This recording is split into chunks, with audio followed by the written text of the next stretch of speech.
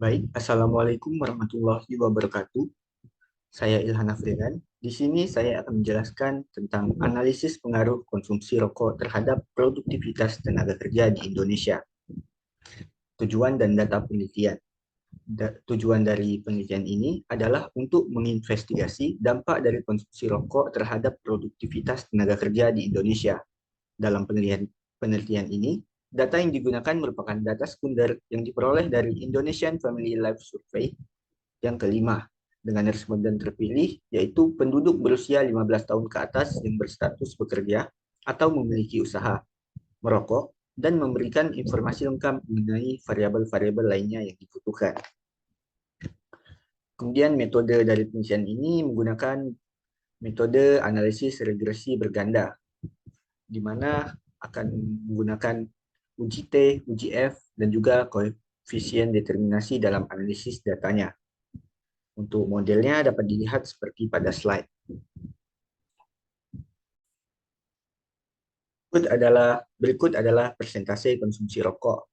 Berdasarkan grafik, diketahui bahwa dari 8.870 responden, sebanyak 25% laki-laki dan 1% perempuan mengkonsumsi rokok 1-6 batang perharinya dan terus menurun sesuai dengan banyaknya konsumsi rokoknya. Dapat dilihat juga dari jenis kelamin bahwa konsumsi rokok laki-laki lebih banyak dibandingkan konsumsi rokok pada perempuan. Uh, ini menunjukkan meskipun persentase merokok perempuan lebih rendah dari laki-laki, perempuan tidak dapat benar-benar terhindar dari bahaya rokok karena masih ada risiko sebagai perokok pasif.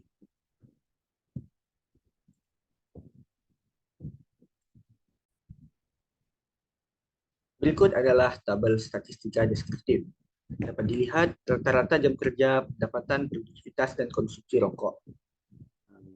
Rata-rata jam kerjanya adalah 45 jam dan maksimalnya ada 108 jam dan sisanya bisa dilihat pada slide. Kemudian kita beralih ke histogramnya. Dapat kita lihat bahwa pendidikan tenaga kerja di Indonesia itu mayoritas tenaga kerjanya memiliki pendidikan rendah, dapat dilihat pada barnya.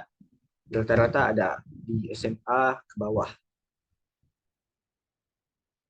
Selanjutnya adalah statistika deskriptif berbentuk pie chart. Dari pie chart di variabel usia didominasi oleh usia yang produktif, di variabel jenis kelamin atau gender didominasi oleh laki-laki, di variabel status perkawinan didominasi adalah tenaga kerja nikah, dan variabel kesehatan didominasi oleh tenaga kerja yang sehat. Kemudian ini produktivitas berdasarkan kategorinya.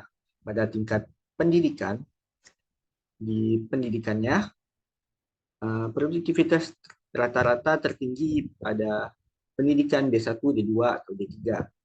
Dan maksimumnya terdapat pada pendidikan SMP.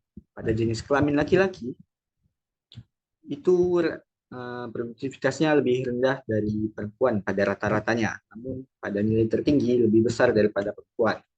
Pada variabel usia, variabel produktif memiliki nilai tertinggi 1.500.000 per jamnya, dengan rata-rata 57.000 per jamnya. Sedangkan pada usia lanjut, paling tinggi produktivitasnya adalah 1 juta per jam. Ada status menikah, orang tenaga kerja menikah memiliki produktivitas tertinggi 1.500.000, dan jika status lainnya hanya 1.190.000. Sedangkan pada kategori kesehatannya, tenaga kerja yang sehat memiliki nilai produktivitas tertinggi yang sama dengan tidak sehat, yaitu 1.500.000. Namun terdapat perbedaan pada nilai minimumnya. Pada nilai minimum ada nilai minimum ada 329, sedangkan tidak sehat ada 342 rupiah per jamnya. Pada rata-ratanya, tenaga kerja yang sehat juga lebih tinggi daripada tenaga kerja yang tidak sehat. Itu adalah hasil analisis regresi. Dapat dilihat juga ada probability F R square, Pacis R square, koefisien dari setiap variabel, uji T. Selanjutnya, ini ini adalah hasil analisis regresi yang sudah saya masukkan ke dalam tabel. Kita bisa melihat ini untuk akan diambil modelnya dari konstanta konsumsi rokok, pendidikan gender, usia, dan status perkawinan, serta kesehatan. Sehingga dapat diperoleh model regresi seperti berikut. Produktivitas itu adalah 26.830 ditambah 996 konsumsi rokok, ditambah 14.585 pendidikan, dikurang dengan 17.000 jenis kelamin, dikurang 14.900 usia, ditambah dengan 17.000 status perkawinan, dan ditambah juga 1.900 kesehatan. Kemudian pada uji T dapat dilihat hanya variabel kesehatan yang menolak karena nilai signifikasinya lebih besar dari alfa. Pada uji F juga hipotesisnya diterima dan R-square senilai 0,0398 yang artinya 3,98% itu dapat dijelaskan oleh variabel-variabel yang ada dalam model. Berikut ini pengaruh konsumsi rokok terhadap produktivitas tenaga kerja. Dari probabilitasnya lebih kecil dari alfa, maka ini dapat diterima atau tingkat taraf signifikasinya signifikan. Dengan koefisien 996 menunjukkan bahwa setiap kenaikan konsumsi satu batang rokok, maka produktivitas orang tersebut akan meningkat sebesar Rp996 per jamnya. Hasil penelitian ini tidak sejalan dengan penelitian Halpern dan Boone serta pendapat Bono bahwa konsumsi rokok akan berakibat pada rendahnya produktivitas. Saya menduga ini dikarenakan penelitian ini hanya menggunakan data di mana semua respondennya adalah perokok, sehingga perbedaan produktivitas antara tenaga kerja perokok, bukan perokok, maupun tenaga kerja yang telah berhenti merokok tidak dapat terlihat. Pengaruh pendidikan juga signifikan, dapat dilihat dari nilai probabilitasnya dan koefisiennya senilai 14.585, sehingga setiap kenaikan satu tingkat pendidikan maka nilai produktivitasnya akan meningkat sebesar 14.500. Penelitian ini tidak sejalan dengan penelitian Andari, Amelia, dan Mahendra yang menyatakan bahwa pendidikan tidak berpengaruh terhadap produktivitas. Namun hasil penelitian ini didukung oleh Putri bahwa pendidikan berpengaruh positif dan signifikan terhadap produktivitas tenaga kerja.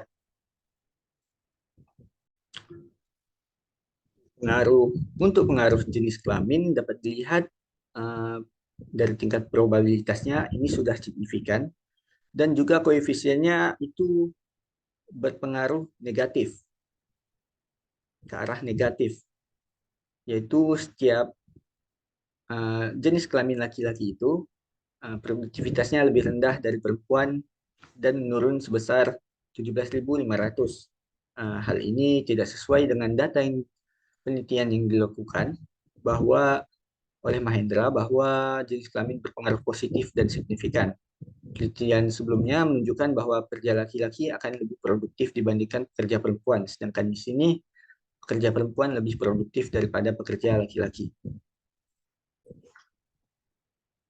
Pada pengaruh usia juga berpengaruh ke arah negatif, di mana nilai koefisiennya berada di negatif, sehingga jika tenaga kerjanya di usia produktif, maka produktivitasnya akan menurun sebesar 14.997.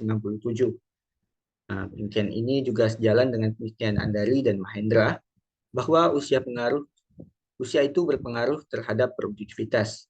Namun penelitian tersebut usianya memiliki pengaruh positif, sedangkan dalam penelitian ini berpengaruh negatif.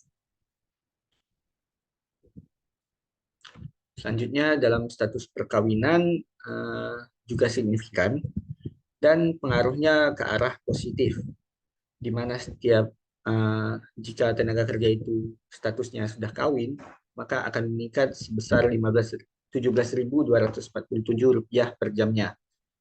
Ini didukung oleh penelitian Andari bahwa status perkawinan berpengaruh positif dan signifikan terhadap produktivitas. Seseorang yang memiliki status kawin lebih terdorong untuk bekerja guna memenuhi kebutuhan rumah tangga sehari-hari yang semakin bertambah. Sedangkan tenaga kerja yang berstatus selain kawin dianggap belum memiliki beban ekonomi yang terlalu besar sehingga dorongan untuk terus berusaha bekerja tidak sebesar tenaga kerja berstatus kawin. Kemudian pada kesehatan, ini probabilitasnya lebih besar dari nilai signifikan sehingga hipotesisnya ditolak.